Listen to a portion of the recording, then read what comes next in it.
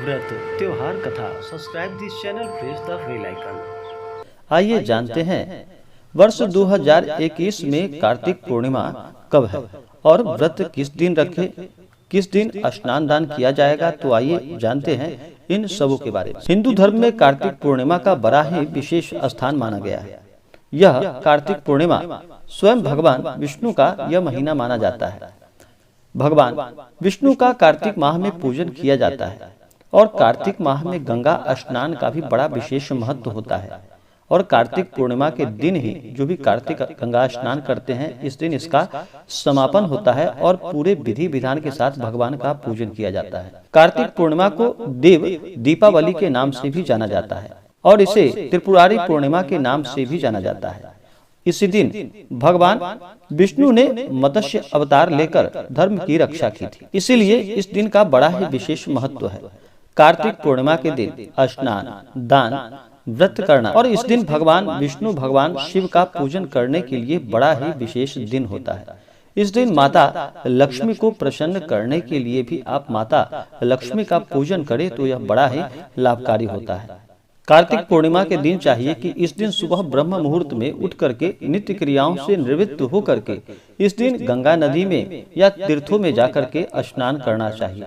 अगर जो गंगा नदी नहीं जा पाते हैं तो कम से कम घर के नहाने के पानी में ही गंगा जल मिला करके स्नान करना चाहिए। लेकिन इस दिन का बड़ा ही विशेष महत्व है। इस दिन देव दीपावली इसलिए कहा जाता है कि भगवान शिव ने इस दिन त्रिपुरासुर नामक राक्षस का वध किया था।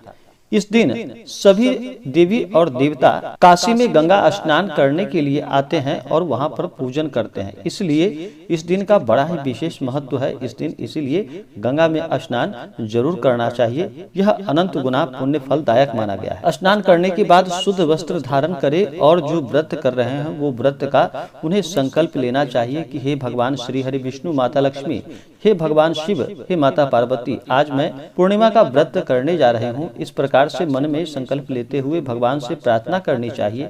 आपके मन में जो भी इच्छा हो, जो भी कामना हो, वह भगवान से कहनी चाहिए और दिन भर व्रत उपवास रहते हुए इस व्रत को करना चाहिए।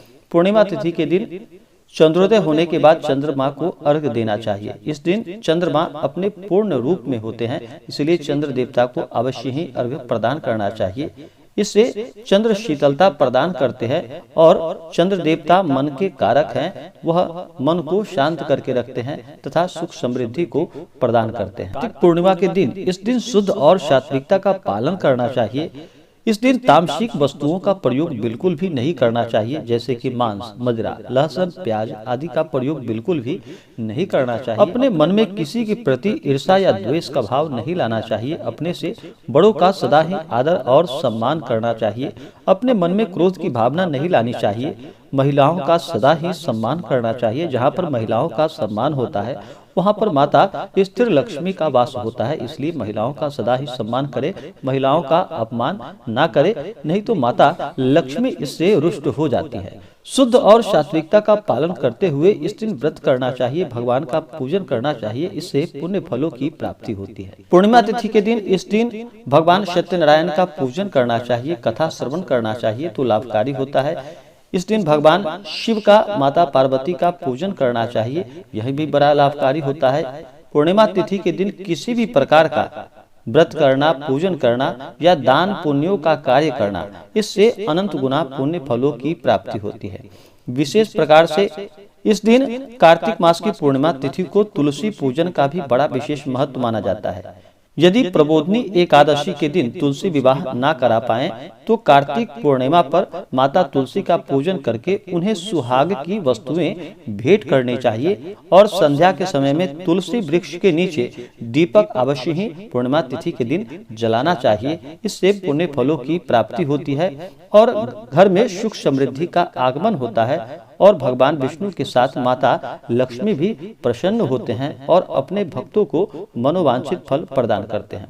जिन्होंने भी कार्तिक पूर्णिमा का व्रत किया था, एक महीने जिन्होंने गंगा स्नान किया था, पूर्णिमा तिथि के दिन इसका समापन होता है। तो आइए जानते हैं सबसे पहले पूर्णिमा तिथि के शुभ मुहूर्त के बारे में। पूर्णिमा तिथि का व्रत कब रखा जाएगा, शुभ मुहूर्त के बारे में, चंद्रोदय समय के बारे में आइए जानते हैं।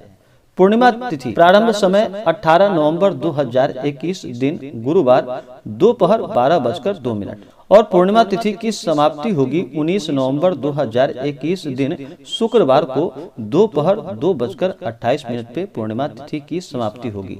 19 नवंबर को इस दिन सूर्योदय सुबह 6:09, सूर्यास्त शाम 5 बजे, चंद्रोदय शाम 5:01 और चंद्रास्त सुबह 5:54।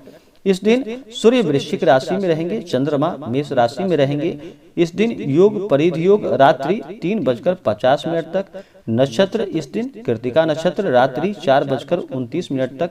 19 नवंबर को राहु काल का समय होगा सुबह 10:13 से सुबह 11:34 तक यह राहु काल का समय होगा।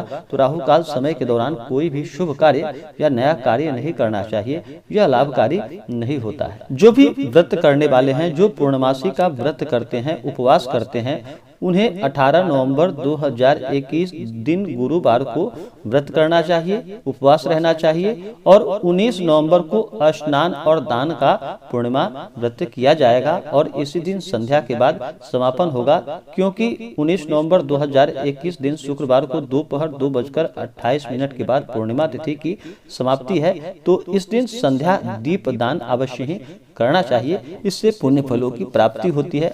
18 नवंबर 2021 को आइए जानते हैं इस दिन शुभ मुहूर्त के बारे में। 18 नवंबर 2021 इस दिन सूर्योदय सुबह 6:08, इस दिन सूर्यास्त शाम 5 बजे, चंद्रोदय 18 नवंबर को शाम 4:25 पे और चंद्रास्त रात्रि 5:01 पे।